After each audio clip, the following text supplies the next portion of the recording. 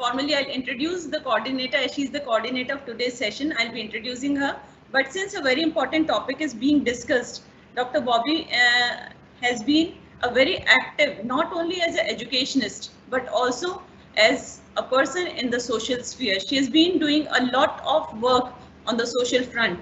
So I would like you also, ma'am, to reflect upon as to what kind of workable solutions as educationists, as social activists, as responsible citizens can we think of, so that we come up with workable solutions that, to the basic theme, to the very theme of this international webinar, global peace, leadership for global peace and education. Over to you, Dr. Bobby. Thank you so much, Dr. Tyagi, ma'am. Basing on, just hold on, I'll switch on the battery. Yeah, basing on the prevailing situation and my observation, I decided to speak on a very important theme, that is sustaining reading habits among children during COVID-19 period. I guess this is very essential. Well, along with all the ill effects of COVID-19, we all got an opportunity to learn something. Besides having obstacles of carrying on the virtual classes or creating an atmosphere for conducting the virtual formal classes, the teachers, parents, or the guardians managed to embrace the new setup all together. Okay, although not 100%, but they managed. This implies that occurrence is obvious. We cannot avoid certain things in life.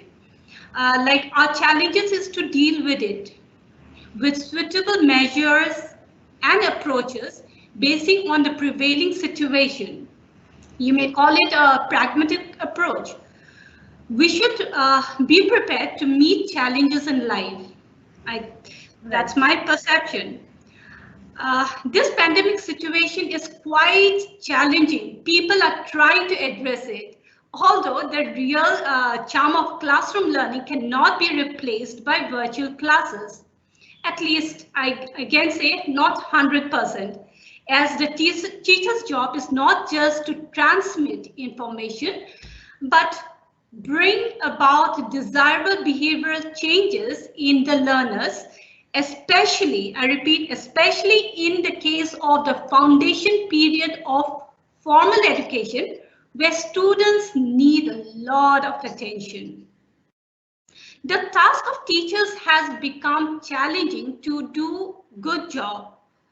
Overnight, teaching shifted from a regular classroom teaching to a virtual mode. Yet the teachers are still teaching and students are still learning. And this has been possible because of technology.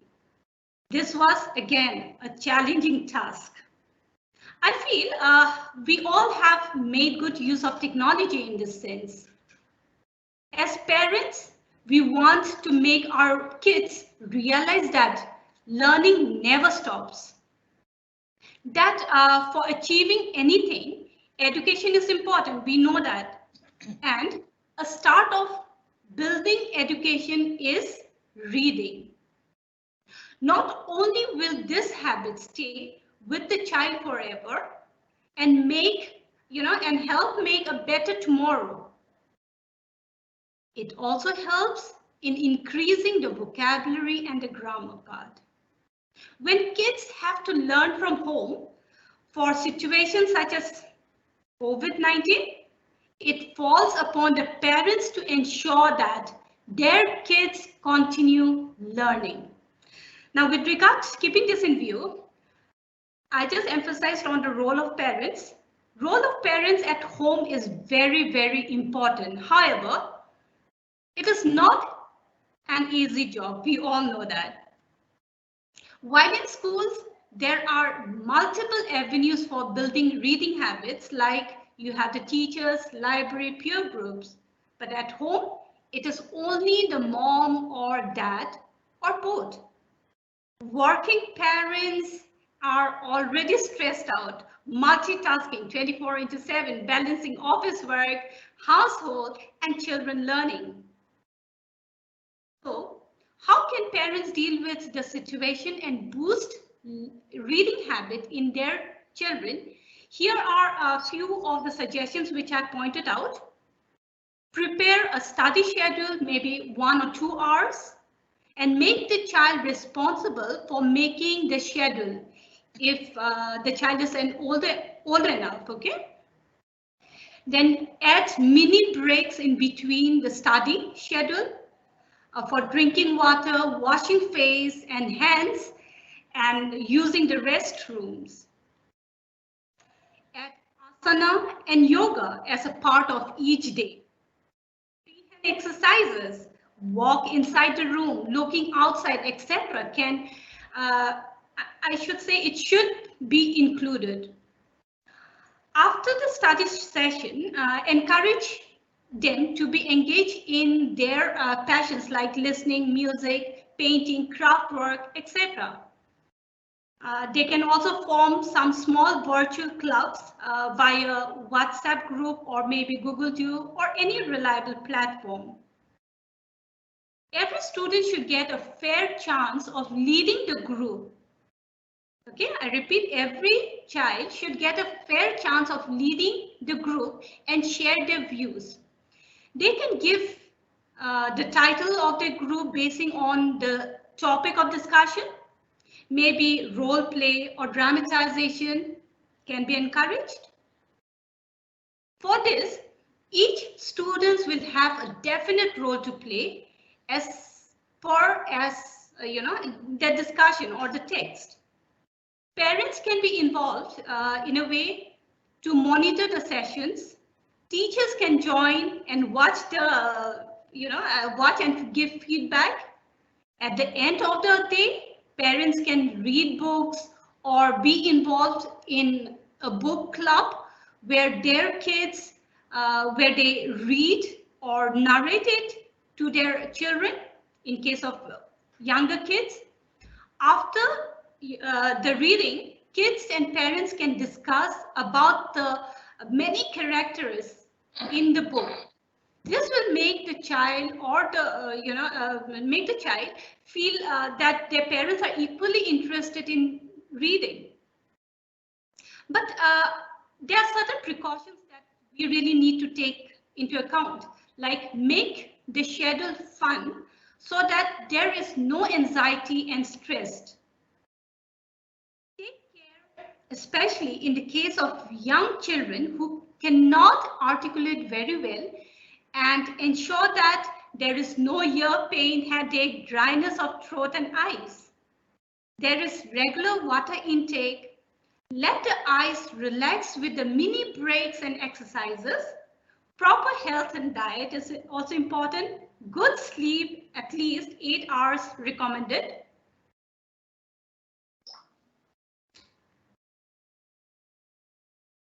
Then family talk and sharing is important. In case of older kids, monitor the online activities. Give enough scope for the child to raise questions and give views or opinions during the session. Remember, like to stress that no opinion is a wrong opinion, so that they get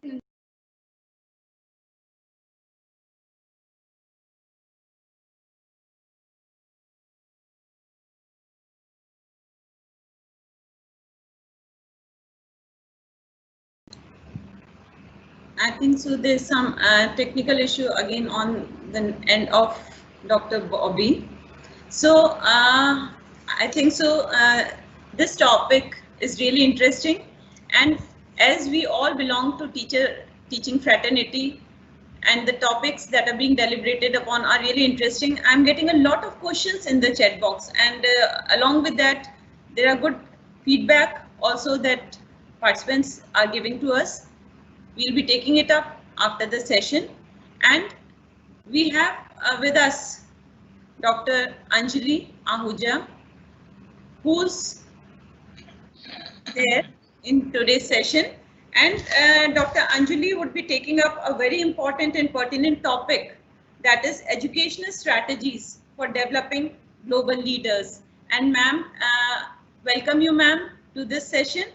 And our participants have really been inquiring because this topic has been coming up, the feedback has been coming up that we are talking a lot about leadership has to be developed, education has to be taken up in that manner. But actually, what are the workable strategies? How the leadership approaches have to be designed in that way. So I welcome you, Anjali ma'am, to this session. And the session is all up to you now. It's over to you. Yeah, thank you. So will Dr. Mehta be coming in to give an introduction, or should I just start? And yeah, we can start with this and we'll take it up as she joins. Yeah. Okay, but I'll wait for another 6 minutes because some people might be joining at 3 o'clock if they're not here yet. So with your introduction, ma'am, I'll take up this introduction of Dr. Anjali Ahuja, ma'am, who's from Canada, and she's a faculty member of Applebury College in Canada. She's a Microsoft Innovative Education Fellow and a leader for innovative educational pedagogies, curriculum, and technology strategies. Dr. Anjali is a former president, board member, and vice president of Science Teachers Association of Ontario, Canada. She was also a member, Board of Governance for Science on Stage Canada, and a college committee member of National Science Teacher Association in USA. Dr. Anjali has given numerous presentations in the form of keynote and opening addresses in different conferences. In TED conference to speak, What Makes a 21st Century Teacher, and Educational Technology Strategy Summit to speak about innovative technology to deliver meaningful outcomes. She was invited to DIDAC India Conference in Bangalore as an international delegate and panel member to discuss education. Dr. Anjali is highly involved in giving her students enriching and experimental education in several ways via the national and international trips and video conferences. She has organized projects in which the students work with scientists on the synchrotron. Last 2 years, she has organized trips to CERN in Switzerland. So over to you, Anjali ma'am.